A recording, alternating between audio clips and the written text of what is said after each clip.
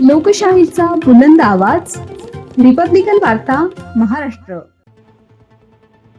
सांडवा ग्रामीण परिसरातून देशी कट्टा बाळगणारा युवक जेरबंद.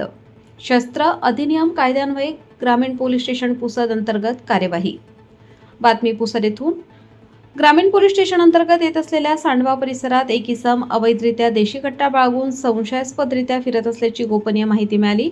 त्या आधारावर पुसद ग्रामीण पोलिसांच्या पथकाने सापळा कारवाई करीत संशयितरित्या फिरणाऱ्या त्या इसमाला ताब्यात घेतले. अधिक विचारपूस केली असता आरोपीचे नाव शेख अतिक शेख रशीद, वय 25 वर्ष, राहणार छत्रपती शिवाजी वार्ड, पुसद असे निष्पन्न झाले.